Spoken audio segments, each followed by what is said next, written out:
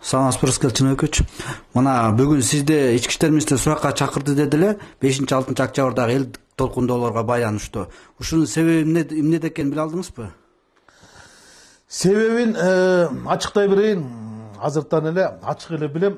Биздин көөлүк көрсөтмөбүздүн негизинде Борбордук шайлоо комиссиясынын жетекчилерине же болбосо мүчөлөрүнө көрсөтмө алуу максатында чакырып атат. Эмне үчүн? Анткени бул РППга катталган, бирдиктүү журналга катталган кылмыш иши ачылган болчу. Борбордук шайлоо комиссиясынын мүчөлөрүнө ошол өткөн парламенттик шайлоолордо алардын мыйзам бузууларга жоопкерчилик мамиле кылгандыгы боюнча булар айып тага албай турган. Ошол айыпка тагыш үчүн бизди Жогорку Кеңештин айрым депутаттардын күбөлүк көрсөтмөсү керек болчу.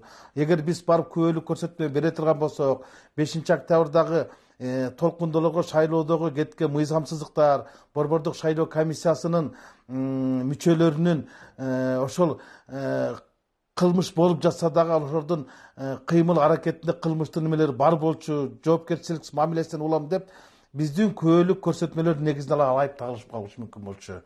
Анан мен бирок бармакмын, бүгүн саат 5-ке бармакмын. Азыр эле мага силердин алдыңарда эле жардамчым чалды. Ошол ички иштер министрлигинен кабарлашыптыр, бүгүн келбей эле койсун, балким чакырбай да калышыбыз мүмкүн деген жоопту айтырыптыр. Мен барганда деле алардын мындай немесине кармалмак эмесмин, жарытып деле жооп бермек эмесмин. Мен билип тургам, сезип тургам. Экинчиден, бүгүнкү оппозициялык форумдагы билдирүү же болбосо резолюция ошол 4 депутатты чакырылып жатканында бир басым бар дегендей келтиришкен турбайбы? Мүмкүн ошол себеп болду, айтор бүгүн өздөрү баш тартышты. Эмне себептен ушу сиздер азыркы кабылгана турган баш мыйзамга каршы чыккан 4 депутатты гана күбө катар суракка чакырып атат? Анткени себеби буга чейин толкундоолордо бир катар саясатчылар, бир катар депутаттар жүрүштү. Кээ бири азыркы учурда кызматта министр болуп отурушат. Эмне себептен мыйзамга каршы болгон, баш мыйзамга каршы болгон сиздерди чакырып атат күбө катар? Ушунун өзүндө мен буга чейин бир топ массалык маалымат каражатында айттым. Эмне үчүн ушу 4 депутат чакырып атат? Күбө катары. Күбө катары чакыра турган болсо өкмөттүн өзүнүн кишилери бар. Ошол 5-октябрда Ала Тоо аянтта мени менен чогуу жүргөн 2 адам бүгүн вице-премьер-министр болуп турат. Бул Максат Мамытканов жана Элвира Суабалдиева. Алар мен канчалык сүйлөсөм, алар да ошончолук сүйлөгөн.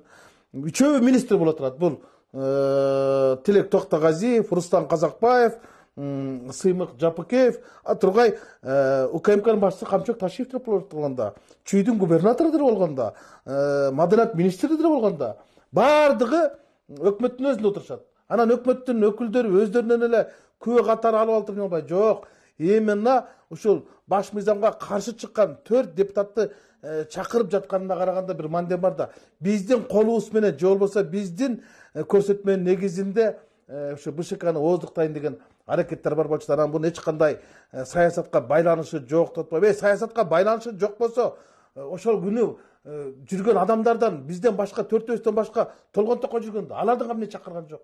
Башка деле жарандык коомдор жүргөндө, башка деле маселен ошо жана Мекенем Кыргызстан партиясынын башчысы деле жүргөн, Мелис Турганбаев деле жүргөн, Курсан Асанов деле жүргөн, канча деген генерал, канча деген саясатчы ошол деген чыгып сүйлөдүлөр. Ошолордун алабыз да. Эмне үчүн именно ошо тандап чакырып атканын өзүндө бир чоң сыр бар болчу да. Мен түздөн түз айта алам, бунун албетте саясий боектору бар деп. Анан ушул азыркы учурда жаңы кабылданат деген конституция коомдук талкууга коюлду. Анан бул коомчулук тарабынан аябай терс көз караш, сын пикир жаратты. Анан ушул коомдук талкууга коюлар менен эле кайра президент милдетин аткаруучу Талант Мамытов тарабынан конституциялык кеңешме түзүлүп атат да. Ушу эки ажырым пайда болуп атат. Ушундай башаламандыктын себептерин түшүндүрүп бере аласызбы? Азыркы Кыргызстандагы актуалдуу маселеге айткан баш мыйзам бул чынын айтканда баш мыйзамга каршы баш мыйзам болчу. Бул баш мыйзамдын түп нускасын коюп атпайбы?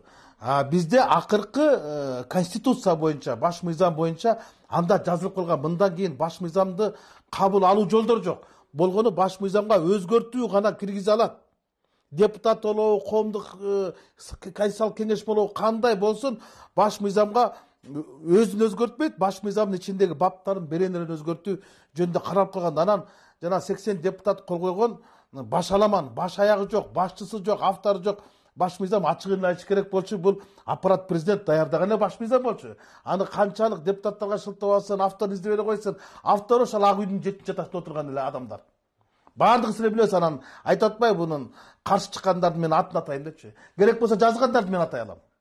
Кимдер жазган атай алам. Анан кийин чынын айтканда эмне үчүн бүгүн ошол баш мыйзамдан кайта баш тартышып, бүгүн кайта президенттин милдетин аткаруучу жаңы конституциялык кеңешме түздү. Анткени батыштан коркуп кетти. Венецианский комиссия азыркы жогорку кеңештин депутаттары баш мыйзамды кабыл алганга булардын ыйгар укуктары жок деп кече чыгарбадыбы? Венецианский комиссия. Венецианский комиссия дегенге ким кайрылды? Анткени конституциялык орган, конституциялык палата кайрылды. Кыргызстандын конституциялык палатасы ошол Европанын конституциялык палатасына кайрылып, корутунду булгандан анан булар коркуп кетишип, биз жинди болгон турбайбызбы? Биз биринчи мындай кылып алган турбайбызбы деп туруп, эми кайта мыйзамдуу жолуна келип атат да конституциялык кеңешме. Бирок бүгүнкү түзүлгөн конституциялык кеңешме дагы иттин өлүгү ушул жерде. Булар деле кечеги жана 80 депутат койгон баш мыйзамды чампалап кайтып келишет. Неге дебейсиңби?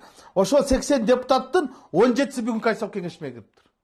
А эмне үчүн алардын арасында мисалы ошол баш мыйзамга каршы чыккан 4 спикер жок? Мыктыбек Абдылдаев, Канат Исаев, Дастан Жумабеков, Асылбек Жемек жок да. Текебаев жок. Бешөө тең жок. Анан конституциялык кеңешме түзгөндө оппозициянын өкүлдөрү, граждандык коомдун өкүлдөрү кириш керек болчу да. Аларды ким суруштады? Эмне үчүн сурушталбай калды?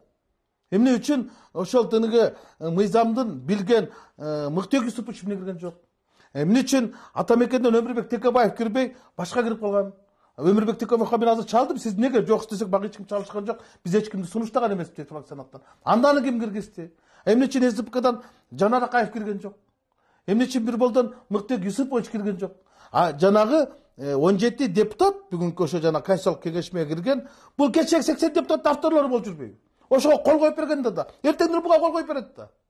Анан ошол конституцияны даярдадым, авторлор бир мен деген бөрү бош кайта эле ошол бүгүн конституциялык кеңешменин төрагасы болуп калбаду. Анан менин таң калганым, президент бүгүн жарлык чыгарды, милдетин аткаруучу Талант Мамутов жарлык чыгарды. Анан ошо 89 киши заматта пайда болуп калыптыр, бүгүн биринчи кеңешмени өткөрө салды.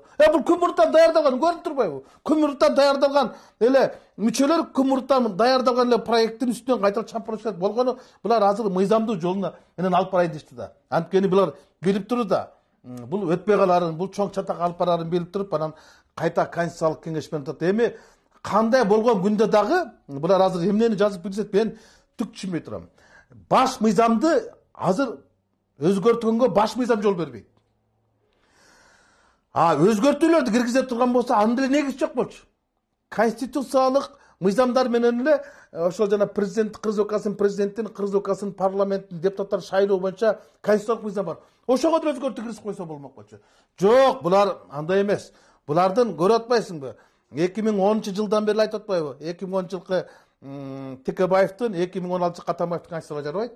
2009-жылкы Бакиевдин конституциясы жарайт деп туруп, биринчи Бакиевдин мурунку баш мыйзамын алып келгенге аракет кылып атпайбы? Кептин бар ушул жерде жатпайбы? Анан кийин ошонун жазган автору билинип калса деле ал жок мен эмесмин, анан деп мындай адаштырганга атпайбы? Жээнбековду алдаса болот. Бирок батышты алдай албайсың да. Алар карап турду да Кыргызстандагы мыйзамды кимдер жазып атканын, кантип жазып атканын. Алардын бардыгы билет да биздеги болуп жаткан бийликтеги ажырымдарды, каршылыктарды жакшы билет чыгар. Ошон үчүн кандай болгон күндө дагы бул мыйзам, баш мыйзамды азыр эртелик кылат. Баш мыйзамды бир саясий туруктуулук пайда болгондон кийин өткөрүш керек. Азыр президенттик шайлоону өткөрүш керек. Анан президенттик шайлоону өткөргөндөн кийин 7-чакырышты алып келиш керек, парламенттик шайлоону өткөрүш керек. Анан ошол 7-чакыртып парламенттик шайлоолору келген депутаттар инициировать этип, демилге көтөрүп, өзгөртүүлөр киргизсе болот болчу да. Жок, бизде болсо болбой эле, бизге постоянно реформа дегенде эле биз референдумду баштайбыз да. Реформа референдумдан башталбайт. Реформаны эми баягы жаман бичиге жамбашы тоскоолдук жаратат дегенде эле кандай башчы келсе эле биринчи баш мыйзамдан баштайт да. Бизде баш мыйзам иштебей жаткан жок. Бизде башчы иштебей жатат, анан баш иштебей жатат. Мына негизги проблема ушул жакта да. Неге себептен шашылыш түрдө Конституцияга өзгөртүү киргизүү зарылдыгы пайда болуп атат? Мунун максаты, анын артындагы кандай бир келечекте эмнени көздөгөн максат жатышы мүмкүн, саясат жатышы мүмкүн? Бул азыркы баш мыйзамдын жанагы башалама жазылган баш мыйзамда билим калбадыбы? Билим калбадыбы? Азыркы бийликтин эмнени көздөп жатканы? Булар өздөрүнө эбегейсиз бийликтин баардыгын бир колго алабыз деген аракет болуп атпайбы? Анан кийин Кокон хандыгы тиги мамлекетти Мадали хан башкаргандай жоо менен башкарабыз. Падышалык бийликти алып келбесек, парламенттик бийлик өзүн өзү актабай калды дегендей сөздөрдү айтып албадыбы? Анан бүгүн ошолорго жооп алды да. Билесиздерби? Мен мындан бир 20 күн мурун айткам. Ушул жанагы 22 октябрда 83 депутат кабыл алган мыйзам президент Садыр Нуркожоев 22-синде кол койбоду эле. Ошондо мен айткам, бул депутаттар Жапаровдун алдына жай жарылуучу минаны койду дегем. Ошондо мен бүттүгө асылып, каралап, көрө албай жатат, Садыр Жапаровчу бут тосуп атат деген. Мына бут тоскон урушулар. Мына Садырга саботаж кылган 83 депутат болчу ошол. Мына булардын эми жана 80 депутат жазды. Булар эми чакыртып алыш керек да. Анын жарымысы кол койгон эмес да, көргөн эмес да, кол койгон эле да. А эми ит кылышты да. Эки ортодо Жапаровду жаманатты кылышты. Мен ошондо жай жарылат турган мина дегем да. Жарылдыбы? Жарылды. Ким жарды? Венецианский комиссиянын корутундусу жарды. Мына 11-12 декабрда алар Кыргызстандын Конституциялык палатасынын болгон корутундуну алып чыгышат.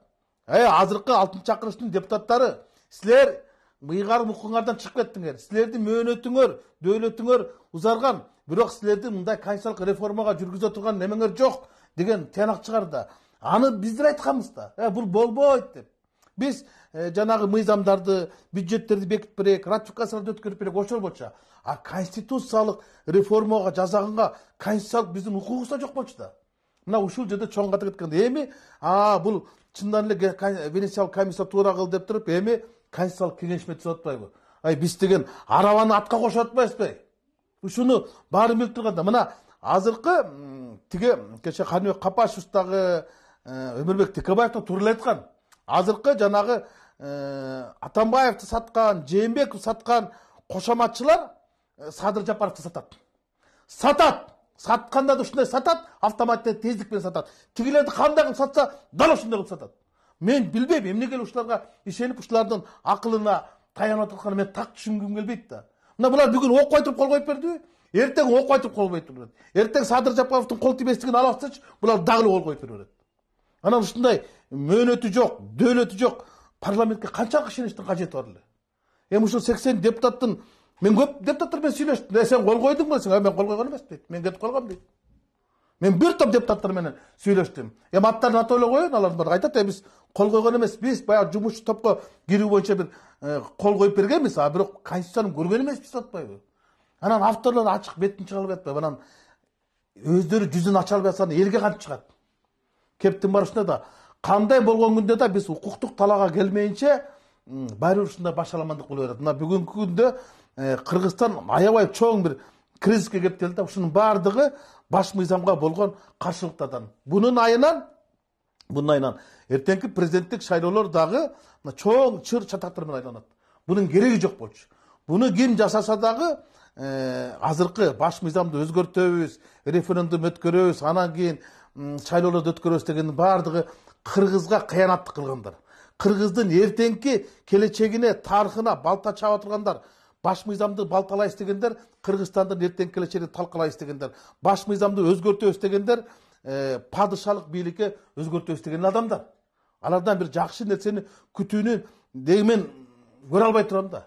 Жалаң эле жанагы айтышпадыбы, жарга такап Жапаровду алып баратат да, жеке кызыкчылар эми бүгүнкү күндө көрүнө эле турбайбы? Бирок ага болбой эле бүгүн кимдер көп? Фанаттар көп. Ошо фанаттар менен эле иш алып барбайт да.